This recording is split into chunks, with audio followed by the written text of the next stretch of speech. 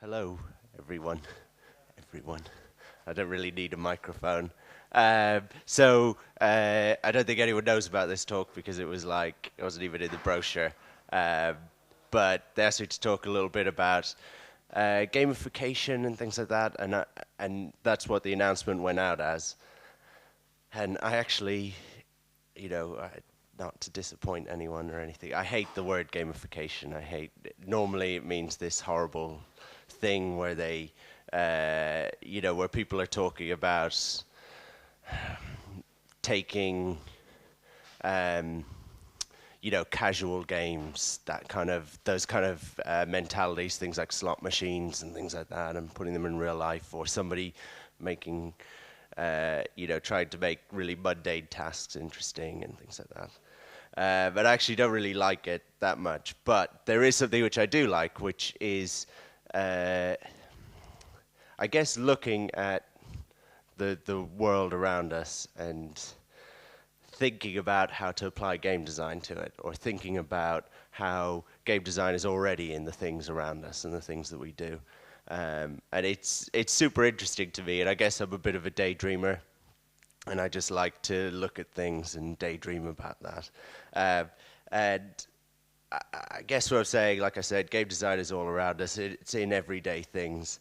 But in particular, there's nothing new about game design, and there's things that when we're working on a design at work, we don't reference games a lot of times. Often we'll reference these things, in particular toys. I think if you play with toys, you get a real sense of how they're constructed and how somebody tried to make them interesting and something that you really want to pick up and play with, and the colors and the way they're constructed. Super interesting. Pinball is a big one for me that I always talk about. I play a lot of pinball and things, which is quite outdated now. And roller coasters, obviously. I'm a bit chicken for roller coasters, but I do, the way they're constructed is so scientific, actually, and how they're made interesting. So there's this really cool quote from Walt Disney about that. But I kind of think, well, stuff like this. This is actually a friend of mine who's a student and in Manchester, and he does stuff like this. He takes little things and tries to make them fun, right? So he just took some bus stops all around the city and put up these like swings that you can put on them, and then put like little cameras in the bus stops and saw what people got up to. And it's really cool. People sit waiting for a bus, and they just sit on the swing, and they just sit there for like hours, and then their bus will come along, and they'll actually think, no, I won't even get it. I'll just stay on this swing. And predictably, at night, people go absolutely crazy and break their legs on them and things like that. And so he's had to take them down. But it is amazing how something like, for me, the most boring thing in the world, waiting for a bus, actually, you don't need to apply that much to make it interesting. And there's something about even the way he constructed the swing that it's really inviting, and you don't feel that embarrassed about getting on it. There's just something about the way it's set up. It's so simple.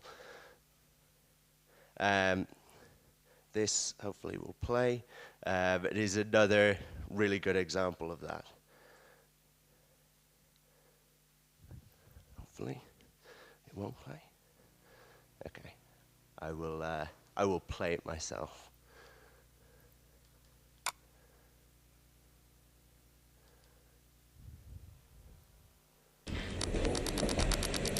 Come on in 5, 4, 3, 2, 1.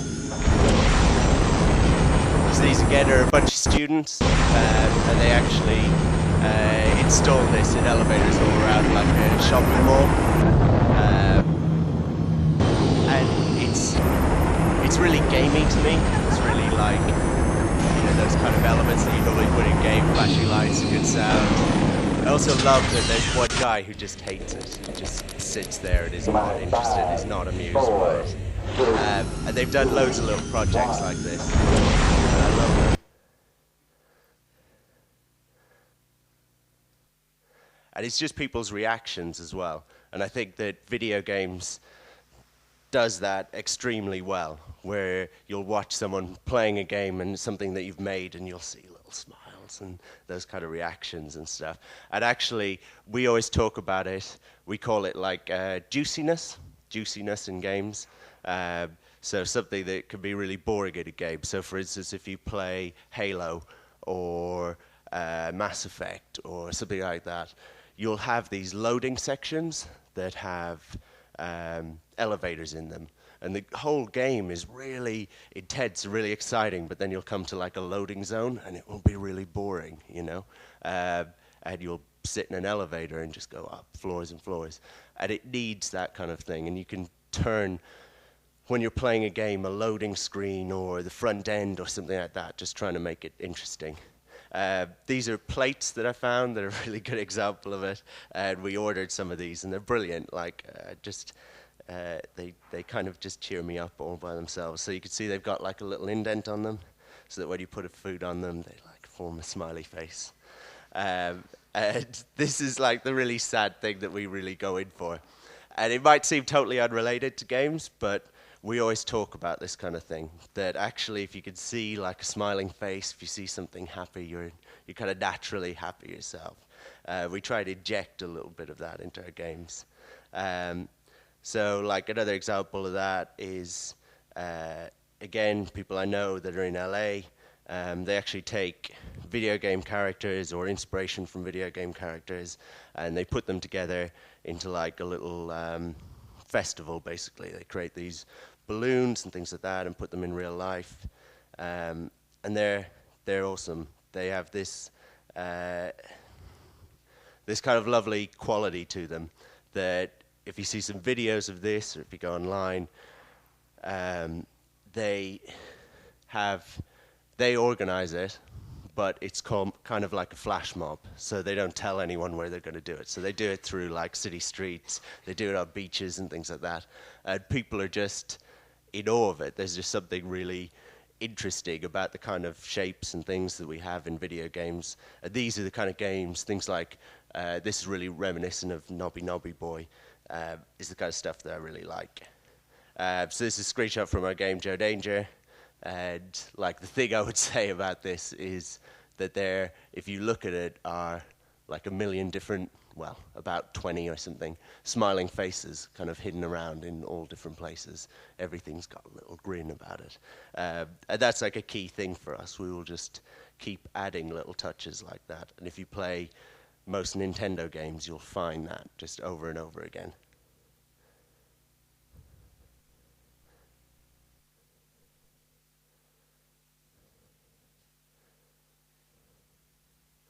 So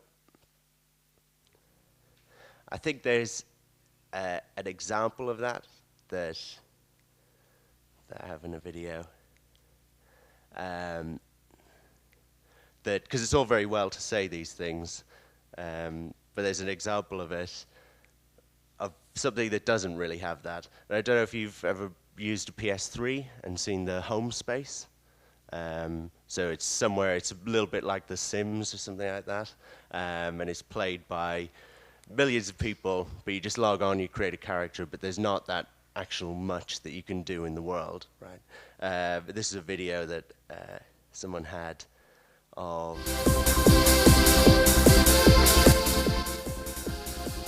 New Year's Eve in home. So that, like, loads of people hung out and got together on New Year's Eve and kind of played about in this space. But there's actually, even though they had this massive mob of people, there's nothing for them to do. It's this really space that is devoid of anything interesting or anything playful. And there was a little thing recently about how if you know the home space, it's kind of like just a space for avatars to hang out and chat to each other. And one of the reasons Sony said that it couldn't be made more interesting was because so much of games was about, you know, killing and things like that, and they didn't want that, and they didn't want avatars to compete against each other and be killed. And there was a bunch of indie devs recently who kind of got together. They did a talk about how home could be made more interesting, just through that kind of juiciness that I was talking about.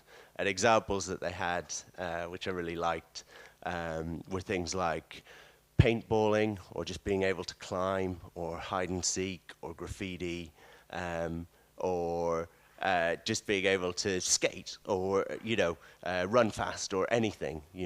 It's just this that you play. I think a lot of games that have a lack of that in them, apart from the core thing that they're meant to do. So when you're playing a first-person shooter, there isn't very much outside of that to do. There isn't very much of that kind of interest or juiciness, I guess.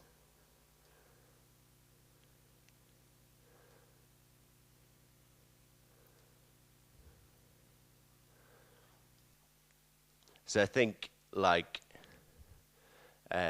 an example of that I was giving this morning was about us just playing with some toys, and that's kind of how we came up with the idea of Joe Danger, and that's something that we do quite a bit. We will play around with things, we'll play around with ideas, and we'll just see what comes from that. And we generally, if we're talking about design, we won't do it on a whiteboard.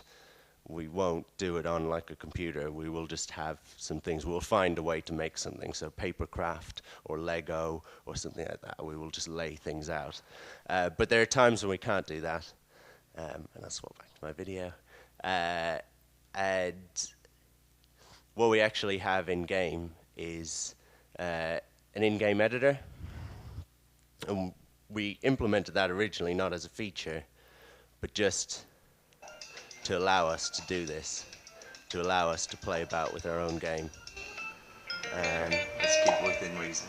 So if I can ignore the cringe of hearing my own voice played back to me, this is us just making a level in the game. And this is how we do it. We made it so that you could drive and then lay some things down. And then play for a little bit, and then do some more editing. And we made it, I don't know if this comes across to you, but it's really obvious to me that it's like a toy, what we're doing. It feels very much like a toy box. And so that's me and Dave, and this is kind of, you can hear him off screen, that's my knee.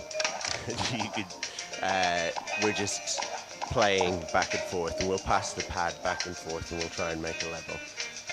So what I'm doing right here is I'm making a level that he's then going to have to play, and that's the way we tend to do it. He'll then complete that level, and I'll add some more at the end of it. So this is him then trying to do it. Well, actually, I think I'm playing it now. Oh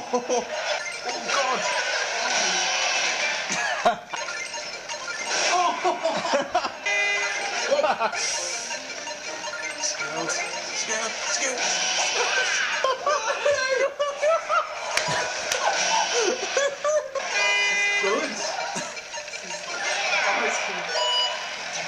But hopefully it comes across that we're, enjoying ourselves making that game, and that we're doing it in a kind of a playful way. It's not somebody just sat like, I will make a level and the next level and the next level. I think it's obvious from that it's going to be, the game is going to be fun, like it has to be, because we're finding it that way. And this is incredibly difficult. It looks like I'm bad at the game. Oh God, no! Okay, boom! Double boom. Sean just tried to make the bastard this level inside of. Yeah! I think I do it. Oh God! Can't watch anymore. I do eventually do it, I'm sure. But this is one of the levels that's actually in the game, and we just happened to be recording it. We were actually, I remember why we were doing this for, when you get your game rated, so by PEGI or ERSB, there's like a censorship board, and you go to and they give you a rating. So we were recording ourselves for that. You send them a video of your game, and we just got carried away and started making a level near the end. We had to show the level editor. Oh God, yes!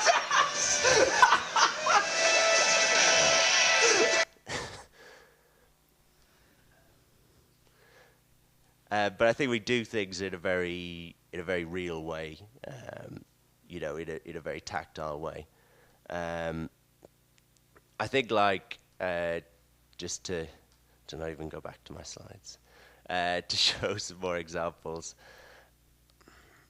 I think there's that element of making a game. At the moment, something that's really popular, a trap that people fall into very often, is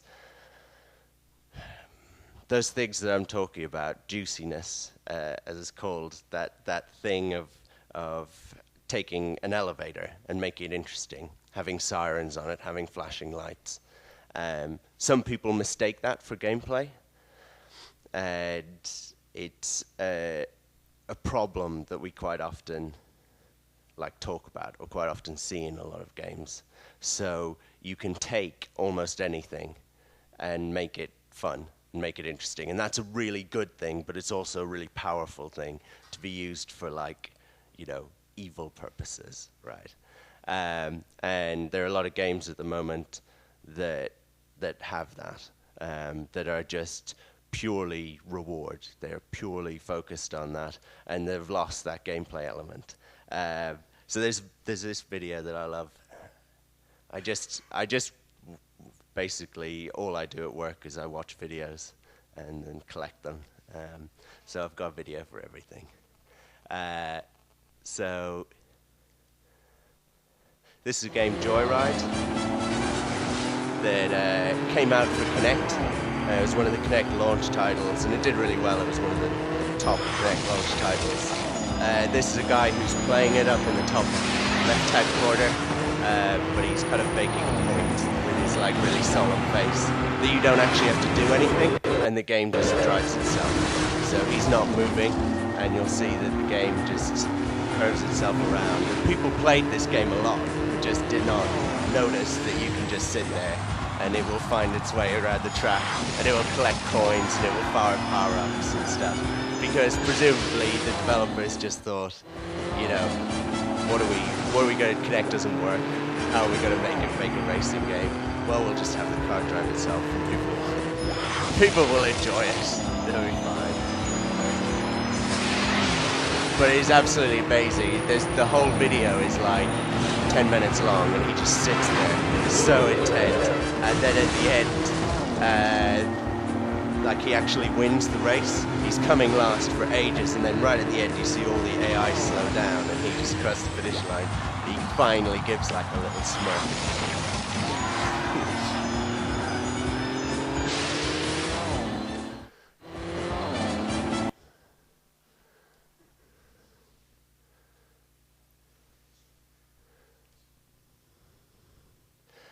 So I think, actually, I'll show another video.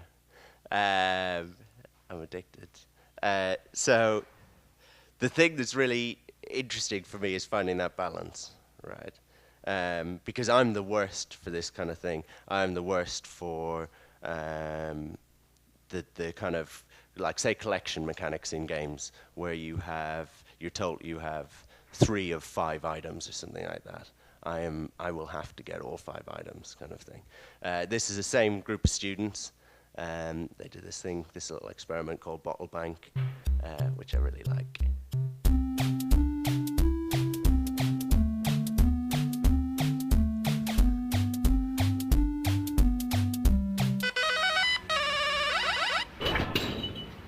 So they took a recycling bin, and you just get a little score for every time you drop in. So the same recycling bin was there the day before, and was hardly used at all. With these lights on it, usage went up massively.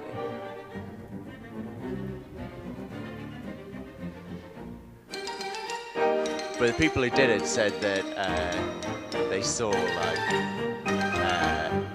people basically going and asking their neighbors whether they had bags of bottles to throw away and things like that, even though there was absolutely no reward for it. And I saw it and I was like, people are so easy, but also that would be me, I think I'd probably become an alcoholic just so I could use that enough. Just drink myself into stupor at night.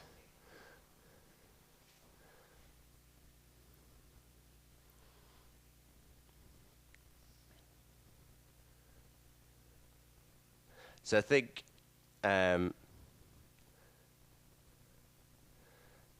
I'll show one more video, and that'll be it. I'll go easy on videos for a bit. But it's really about getting that fine line, and I'm like I said, I'm obsessed with it. I, collect these videos and things, and I'm obsessed with playing about and with actually going around in life and just thinking about things, boring things, my drive to work or whatever, and how it could be made more interesting. But also, I think what they're doing, what the students are doing, is encouraging something that's positive. And what some games do is encourage things that are negative. So they have you collecting coins or something like that, but for no real purpose. You're not going to unlock anything at the end. It's not going to change your gameplay in any way. And I think there are people who are doing really interesting things with that. Right? So this, again, is a bunch of students based in the UK. And they have a pool table with a couple of projectors above it, and they have an AR machine. Right? So augmented reality, it measures where everything is, measures where the balls are going to go, when you hit them, how they're going to move, and things like that. And this is, like, to me, the ultimate good gamification, right? This is taking something that would, is a really excellent element of a computer pool game and bringing it into games. And I think that's the really good crossover. It's a really positive crossover. So things that they use it for training pool players. They use it for people who've never played pool before, getting into it and just getting the first few shots and learning how to do it and learning the rules and things like that. But obviously, it's like an excellent kind of training mechanism. It's an excellent way of doing things. But it's the kind of the example that I always use is that home space that's in PS3, one of the few things that you can do in it is play pool, right? So you could actually meet with a bunch of friends, a bunch of other avatars, and you can play some pool.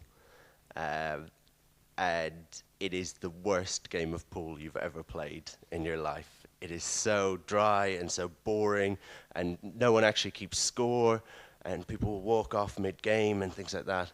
And it's awful, and whoever implemented it, had no sense of game. They were just like, this is in real life, I will make it as it is in real life. And it kind of adds nothing, in fact, makes it a little bit worse. But things like this, if you can do this in a video game, just seems like you should naturally do that. And you should naturally kind of try and aim to make it more interesting. So, like we would have talked about in that home space when we were walking around it and playing it, because Sony had asked us to make like a space for it, a Joe Danger space. And we were just looking at it thinking there's so much that you could do, so much that you could add to it. Just, if you're going to make a computer pool game, don't make it super realistic, or at least make it have this mode as well that you can turn on, or whatever, or just have different shaped tables, or just so much that you can play about with so easily to make games more interesting.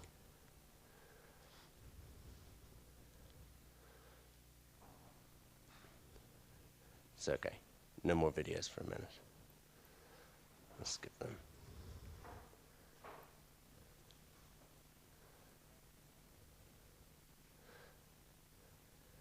So there's these couple of things that I don't know if they will be of any interest to you, but it's little game design mechanics that we always come back to.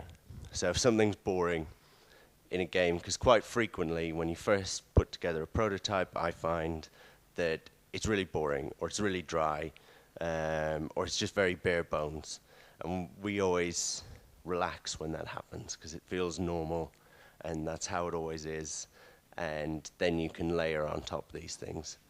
And they're like our get out of jail free card type of things, right?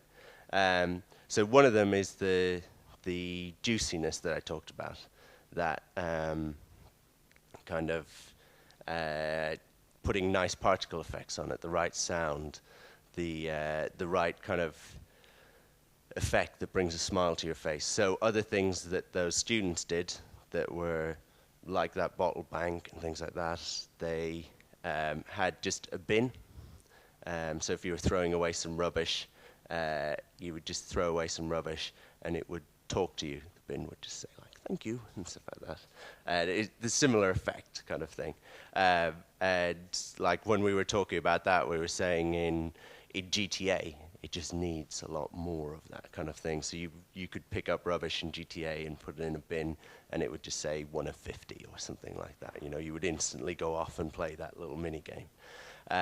So the juiciness that we talk about, the person that, to me, does it absolutely the best is PopCap, if you've ever played any of their games. They use it really well sometimes and really badly other times. So they have Bejeweled, which millions of people play, but there's almost no point to. But it's so rewarding. It's so intensely rewarding and gratifying. But they also have things like Peggle, which I quite like, which has some small element of skill, but shows that with a very simple game, but enough layers on top of it, becomes this really, really interesting thing. And I've just realized I've got a video for that. This would be the last one. I should have ended on this one.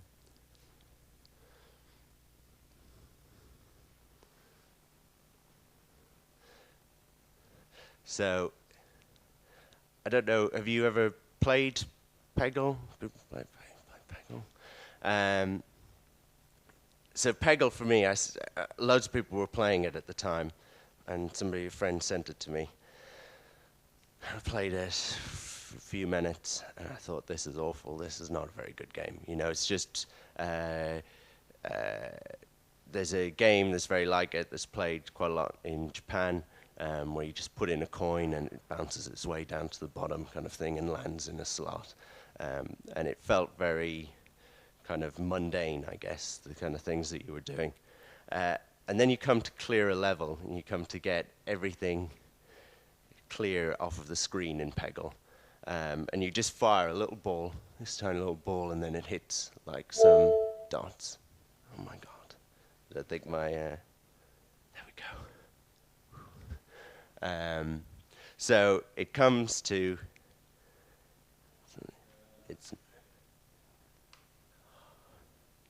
we're saved. Okay. So it comes down, this little metal ball, you just get to fire it, and it hits these dots, and when it hits them, it removes them. It's like the world's simplest game. But what happens when you clear a screen is amazing, especially if you've got your combo high. And it's totally out of proportion with the game. It is totally like overblown for what should happen. But I love it. I fucking love it.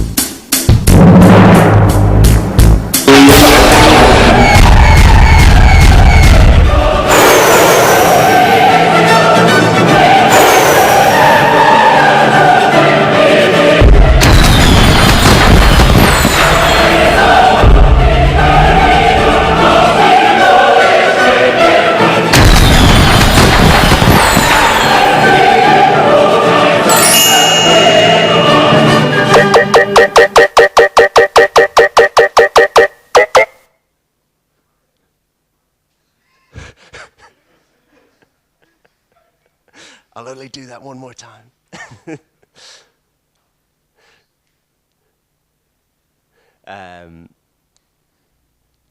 But apart from that, obviously being a very distracting sound, it is the most amazing thing that I've ever seen in a game. When it did that, it was like, I will do this forever. I would clear these screens for the rest of my life, just to get that reward, because that pops up and it's just like, you are fucking amazing. What you've done is so important, you know.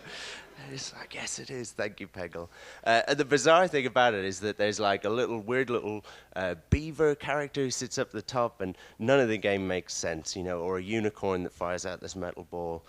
And it all none of it fits together, but just the reaction, the minute-to-minute interactions and second-to-second interactions are just like perfect in Peggle. They're just so well measured. The interesting thing, like meeting some of the PopCap guys and talking to them about it, because I had the good fortune of meeting somebody who worked on Peggle, and I was like, I love your game. Your game is amazing. It has the best interactions I've ever seen. And he was saying that they developed it in a really short space of time. So really, really short space of time. And then they worked on it for like 2 years.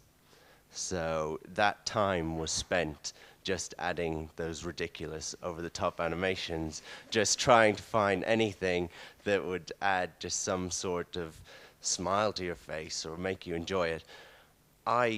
I wouldn't be brave enough to do that. I think I would see this really simple game and I would think it needs more mechanics, it needs more things added on top of it. But actually they keep it really simple, and it is actually a really nice game if you play through it. You know, once you get bored of those kind of reactions.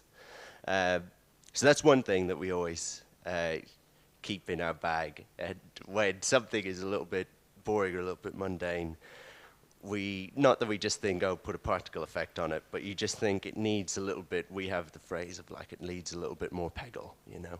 Add like about 20% more Peggle to that, and it will be good. And we really do talk about that all the time. And it just, like talking to the Vlamberg guys, they were just saying how if you turn off the screen shake in their game, it just makes it like 20% less interesting, you know, and 20% less fun. And it's true. I've seen that so many times, and you're tempted to just change the whole game. Oh, the whole game is terrible, you know, no one's liking it or whatever. But suddenly you just put in the right camera or whatever, and it's that to me is game design, actually, not even coming up with the game idea in the first place. The game design is making what's there really interesting. And those people who put together like the bottle bank or the elevator, they've got that natural game design sense. The other one that's really interesting is that we always talk about is, you know, Subway, the sandwich Subway thing. And you know, you go in and you get a loyalty card, and they were one of the first like massive franchises to do that kind of globally, to have these loyalty cards. So you go in and they give you like a card with 5 slots on it, and every time you get a sub, you get a little stamp on it. When you fill your card, you get a free sandwich next time you go in. And they released these like stats about it because they'd been doing it for, I don't know, whatever it was, like 20 years or something like that. And they said originally, and this was something that was really interesting, originally it didn't work. Originally, they used to give you your blank thing where you had to get like your 5 sandwich tokens. So it used to be, I think it used to be 4. So you had to get 4 stamps, and then you get a free sub. It did work. People didn't really use it that much. People didn't bring them back. They used to just throw them away. And then they changed it so that instead of 4, you had to get 5. But the first one was already filled in. And as soon as people had that, they felt like, okay, I've got 5, and now you've just given me 1, so now I've got 2, and I only have 3 more, so I'll come back. I feel like I need to fill this in now. 1 feels kind of negative. And it's amazing, like we've been talking about this at work a few times, how often we find ourselves doing that. Because we normally develop our games over the course of about 2 years. The first year is spent developing the game, I would say, and the second year is spent iterating it and polishing it. And, okay, developing levels and things like that, but just taking that core concept and working on it. The thing that we do quite often is loads of play testing. So we will get in a whole load of people and we will sit and watch them play through the game. Normally what we do is we get them in on this is something that I'd heard that Valve did. We get people in on a Friday. And if you've designed a level, because as you saw, we all kind of design levels. If you design a level, we get someone in who hasn't played the game before. And you can't go home on Friday until that person has played through your level, right, and has completed it. But the rule is that you can't talk, you can't communicate to that person, so you just got to sit and watch them play your level over and over again. And sometimes it's really good because you've made a really difficult level, but they get through it. But sometimes, as like we all know from playing games, they play forever, and you have put in this thing, and they never figure it out. They do it over and over and over again. And I'm not saying that like we're really special in doing that or whatever, but I think if you play Portal, for instance, which Valve said they did it on, you can really tell. The puzzles are quite complex, but actually you always figure them out, and you feel like kind of a genius when you figure them out. But everyone does ultimately get through it. You meet very few people who say, I got stuck on Portal, I couldn't play it, I had to give it up, kind of thing. So this is something we make ourselves do. We make ourselves sit and watch people play through. And number one thing that we end up doing, like number one design note, is this thing of the empty coupon card. So we always talk about, we've put in 10 things that you have to collect. If the very first one's hard to collect, no one bothers with the rest of them. If the first two are hard to collect, no one bothers with the rest of them. But once they get the first two and those are easy and the rest are hard, like that is the gold of games, you know. And I see it all the time when I play through games myself.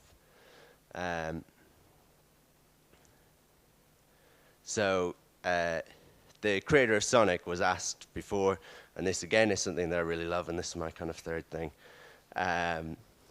What is entertaining? He was actually asked what is fun, and he had like a little definition of what fun was. And he said it was like wonder, exhilaration, happy coincidences, and competition, which I can kind of see in all the little elements. But what he was asked it, he said like fun for him was theme parks, kind of like I was saying, roller coasters and stuff earlier.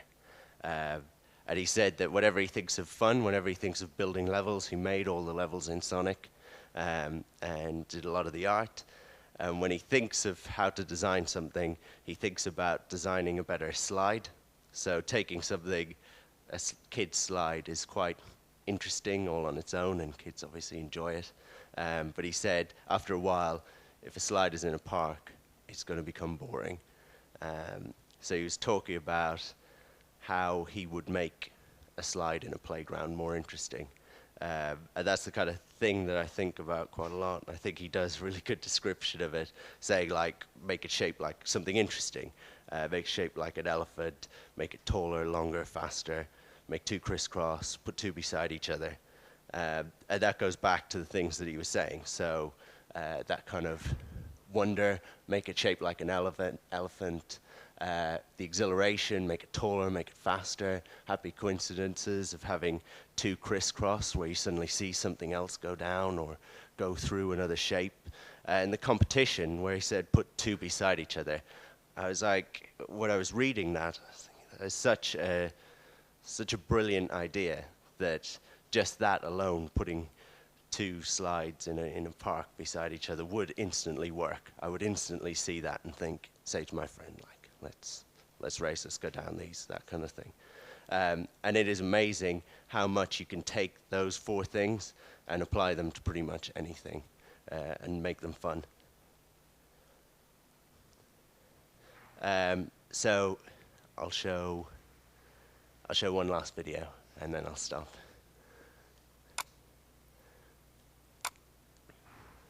It won't have crazy noise on it anymore.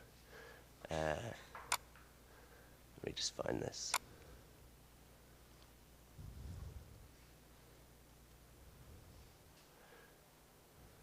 So this is how we generally develop games. We're actually going through this process at the moment.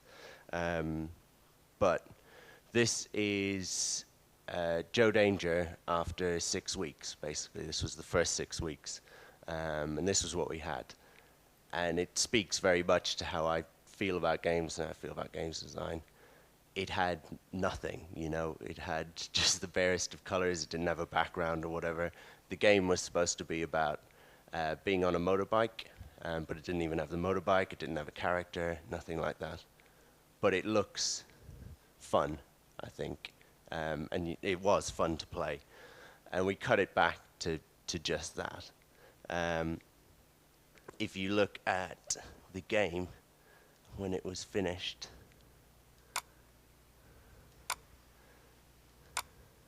you'll hopefully see, and I'll turn down the sound.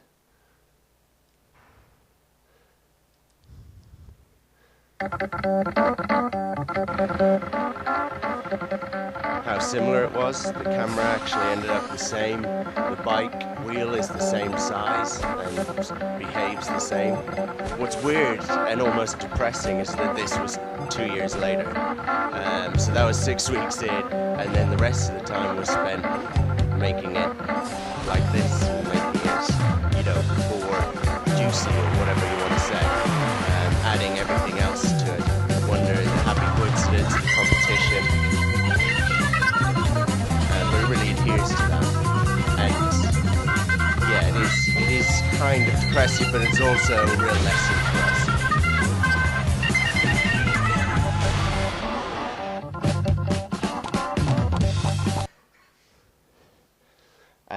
So that's the talk.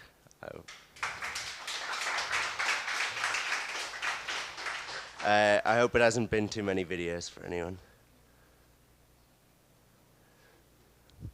Are there any questions from anyone or anything like that? Anyone? Yeah, that's a good question. I'll tell you my thing. This is my big thing. If you had asked me 3 or 4 years ago, what's my definition of fun or something like that, I would have said everyone's definition is different, right? What I find fun, other people don't find fun. I don't actually think that anymore.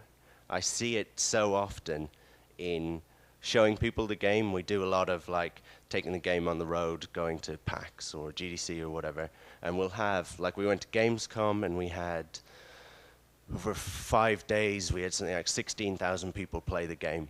And I demoed to about 4,000 of those myself, just every day, just showing them the game. Loads of people, you know, it wouldn't have been their type of game, but they still find it fun. You know, they still find, it'll still put a smile on their face. They might say, I normally play Call of Duty or whatever, and that's what they play, and that's their choice. But they don't say, this is not fun, I don't get it, you know. And actually, I find that, like, okay, say Portal, which I used as an example before. Portal is this amazing game to me, but I think that I can sit anyone down with that, and as long as they could master the controls, it is enjoyable to them, you know. And I've done that with friends who don't normally play games and things like that. A really good game, you can kind of sit anyone down. The biggest barrier for all of us normally is just controls. You know, you'll have friends who say, I don't really play games, and often it's just because they can't master the controls. They haven't grown up like I have playing a console game. But that's my thing. I think fun is inherent, you know.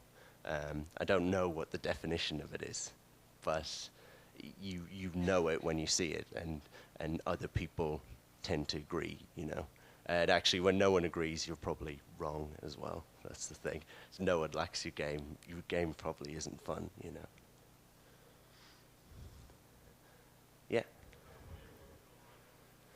Yeah. So we've started, this will give you an idea of my kind of day or my kind of week. So I normally work on a few different projects, right? And the whole team does. We've got 10 people, and we all work on everything together. So we have an iPhone version that's coming out, and for a day or two, we'll all work on that. And then we'll stop, and then we'll work on our new project, which we're doing. And then we'll stop, and we'll work on our PC version. And that's really odd. That's really different to other games companies. But we work best as a team, right? So our new project is something totally different to Joe Danger. But we'll still keep the same core principles of being, you know, fun and bright, vibrant, and accepting, and maybe slightly arcadey. But I think we want to do something really different, totally different genre. And I'm not saying what it is, because we will change it like a million times over the next few weeks.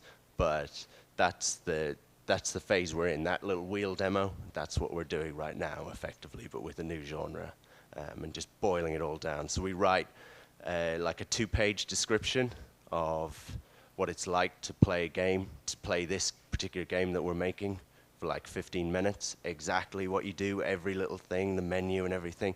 And then we just go through that description, and we take out lines where we don't feel that that's core to the experience. So with Joe Danger, we described everything that you did, and then we thought, well, you don't need that for the demo, you don't need that, you don't need that, until it was just like, we're having arguments like, do you even need to have a motorbike to make the kind of prototype for a motorbike game, you know? And we even cut that out. You don't need a character, you don't need any of these things. So that's kind of the phase that we're at. So right now, our little demo, when you play it, you know, you're controlling like a little ball, but that ball will be a man. It's that kind of thing, you know. Yeah, so that's what we're doing. Yeah. No? Okay. So the original group was 4 of us, and then Joe Danger 1 came out, and we said it would stay the 4 of us forever.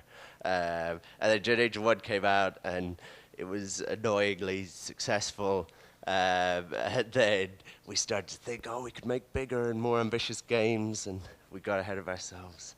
And we've gone up to 10 people, and that feels huge to us. That feels like monstrous. But I'm really glad that we have. What it's done is re-inject me and the rest of the guys with this real enthusiasm, you know. So there's 10 of us now, but it's felt like a startup all over again kind of thing. Did you have another question? Yeah. Yeah.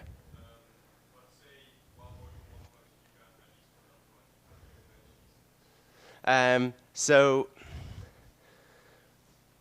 what's strange is that, and it's a really good question, because it does happen all the time, right? Joe Danger is actually this mess of a game, right? Because it's got racing elements, it's got platforming elements, it's got like a Tony Hawk's combo thing. And what happens is, when we're developing it, somebody says, I really want to make this kind of game. And what we try and do is roll that into what we're doing. If it's a key enough concept, there's normally a way that you can bring it in. And it was almost like the 4 of us on the original one were making 4 different games, and we'd keep crossing over. And somebody would put in a boost mechanic, and that would get recharged by combos, and then that would be used for racing, but also for platforming. And you just kind of fed off each other.